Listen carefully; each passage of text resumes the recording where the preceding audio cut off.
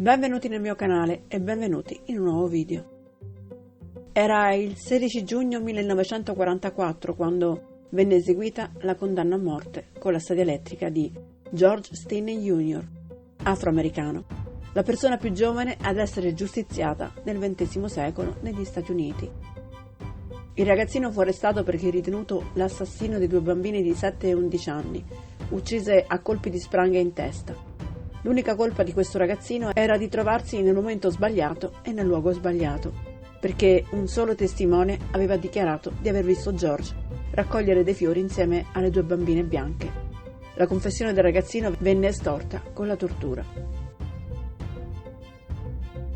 14 anni compiuti, poco meno di 15. Come scrive Buster, si tratta di una pagina oscura della storia che più volte ha solleticato l'immaginario collettivo. Anche se nel 2020 le questioni razziali sono ancora aperte negli USA, e non solo, e ci rimandano a quante persone come George, poco più che bambine, venivano giudicate criminali solo per il colore della pelle, senza un giusto processo, senza testimonianze fondate. Il 24 marzo 1944 queste due bambine furono trovate morte in un fosso, sul lato dei quartieri neri di Al-Kholu. Si trattava di Betty June Biniker, di 11 anni, e Mary Emma Thames, di 7. Le piccole erano scomparse il giorno prima, tanto che furono organizzati dei gruppi di ricerca, in uno dei quali c'era anche il papà di George Stinney Jr. Quando i corpi delle piccole furono trovati, si stabilì che non avevano subito violenza sessuale, ma ci furono due diversi rapporti che descrissero due diverse armi del delitto, e tra questi la spranga con cui risultò furono uccise le due ragazze, che pesava poco più di 19 kg. Pertanto, davvero impossibile per un ragazzo minuto come George già solo sollevarla.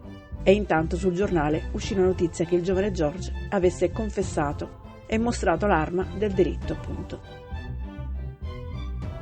La sua sfortuna?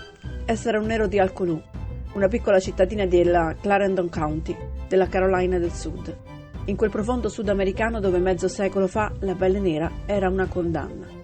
Al-Kholu è una normale cittadina pre-integrazione. Ci sono interi quartieri per i bianchi e interi per i neri, separati da un binario del treno. Negli Stati Uniti del Sud i neri erano anche il capro espiatorio in molti casi di cronaca. Oggi esistono libri, film e serie TV che raccontano il fenomeno, ma per chi visse quei tempi ed era un afroamericano furono anni di puro terrore.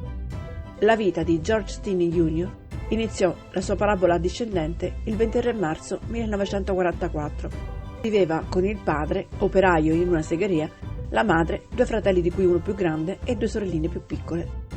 George fu arrestato insieme al fratello maggiore, che fu quasi subito rilasciato. I genitori del ragazzo minacciati furono esclusi dal processo dopo aver ricevuto l'ordine di lasciare la città, mentre, prima del suo processo, George trascorse 81 giorni in detenzione, senza la possibilità di vedere mai più i suoi. Fu imprigionato da solo nella sua cella, a 80 km dalla sua città natale. Il processo si basò sulla dichiarazione di un poliziotto, della quale non esiste nessuna copia firmata, da quello che oggi chiameremo presunto innocente, e sulla supposta fama notoria del ragazzino, che si disse fosse stato coinvolto in delle risse a scuola e avesse graffiato una coetanea con un coltello. L'arresto del giovane portò a immediate conseguenze per la famiglia. Il padre fu licenziato e tutti i parenti dovettero lasciare la casa perché di proprietà dell'azienda, e George fu spedito in un carcere di Columbia per evitare il rischio di linciaggio. L'interrogatorio vide George Stinney Jr. affrontare tutto da solo, senza avvocato, senza tutela legale e senza genitori. La giuria fu composta da soli bianchi. Il processo durò un paio d'ore e i giurati ci misero 10 minuti a emettere un verdetto unanime. L'avvocato d'ufficio riuscì solo a dire che l'imputato era troppo giovane per morire. Il sesto emendamento della Costituzione, che prevede un giusto processo per tutti, fu sbriciolato. I genitori chiesero clemenza per via della giovane età di George, ma quello che ottennero fu una dichiarazione mendace del governatore Olin D. Johnson, che accusò ulteriormente il giovane di violenza sessuale e necrofilia. Gli imeni delle due bimbe erano però intatti, come attestò il medico legale. Così, dopo solo 83 giorni, riuscendo a rivedere la famiglia solo una volta, George fu mandato alla sedia elettrica il 16 giugno 1944. Con lui una Bibbia che dovette posizionare sulla sedia troppo grande per un ragazzino come lui. Anche le mani sfuggirono dalle cinghie per gli spasmi durante le scosse e la maschera che gli copriva il volto scivolò via. Furono sufficienti 3 scosse per un totale di 5.380 volts per annientare la vita del giovane. Ancora più orribile fu che George morì fra gli applausi dei presenti. Alcuni testimoni riferirono che all'esecuzione capitale nell'aula c'erano 1.000 persone, tutti bianchi, nessun uomo di colore.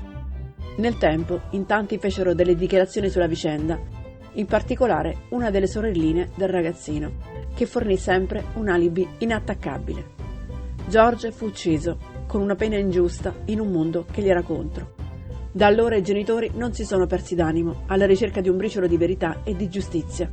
Convinti che la missione di George fosse stata estorta, hanno sempre combattuto partendo dal fatto che non c'è mai stato uno straccio di prove concrete e perché il piccolo aveva un alibi. Nel 1944 il processo a George fu sommario e frettoloso. La famiglia non ebbe avvocati efficaci.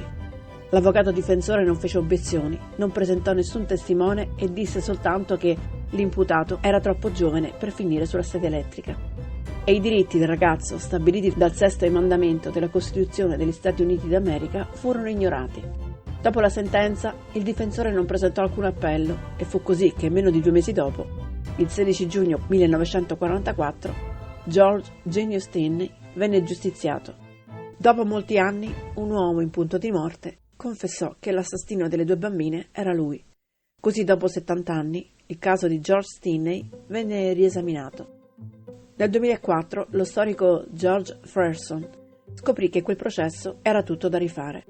Ci sono prove convincenti che George Stinney fosse innocente dei crimini per i quali fu giustiziato nel 1944. La confessione era senza firma e non registrata. Era un bambino di 14 anni che è stato privato del consiglio e della guida dei genitori e il cui avvocato difensore non era riuscito a chiamare testimoni a discarico o esercitare il suo diritto di appello. Un testimone, il reverendo Francis Baxon, fu lui a ritrovare i corpi senza vita delle 2 bambine, dichiarò che sul luogo non vi era alcuna traccia di sangue, quindi le bambine erano state uccise in un altro luogo, e dalla ricerca emerse la totale mancanza di prove concrete contro il ragazzino. Alla fine del 2013 venne ufficialmente chiesta la riapertura giudiziaria del caso e nel gennaio 2014 la giudice Mullen ascoltò finalmente le testimonianze del fratello e delle sorelle di Stinney, di una persona coinvolta nelle ricerche delle bambine e di esperti che hanno rianalizzato i risultati dell'autopsia e la confessione del ragazzo, come si legge sull'Independent, ed emersero numerose prove che suggerivano l'innocenza di George Stinney Jr. Grazie all'interessamento della sorella del condannato, ora ottantenne, la sentenza di morte venne annullata e la memoria di George venne riabilitata, dichiarando il caso un gravissimo errore giudiziario. È stabilito che i diritti del cittadino furono volutamente ignorati. Il giudice della Corte Suprema decretò che la confessione del ragazzino era stata probabilmente estorta e non furono rispettati i diritti dell'imputato. Ricorderò per sempre quel giorno in cui hanno portato via mio fratello da casa, ha detto la sorella di George, Amy Rothner, oggi 78enne. Non ho mai più visto mia madre ridere. Su questo grave caso di mala giustizia, nel 1988 David Stowe scrisse un romanzo, Carolina Skeletons, ispirato alla vicenda di George Stinney Jr., che poi è stato insignito del premio Edgar Allan Poe come miglior romanzo di quell'anno. Dal libro è stato tratto un film omonimo per la TV nel 1991 per la regia di John Herman. Nel cast dei premi Oscar Louis Gossett Jr. e Melissa Leo, oltre all'attore cult Bruce Dare per la regia di John Herman. Altro film sulla storia di Stinney, 83 Days, scritto e prodotto da Ray Brown per la regia di Charles Barner. Il video finisce qui, al prossimo video.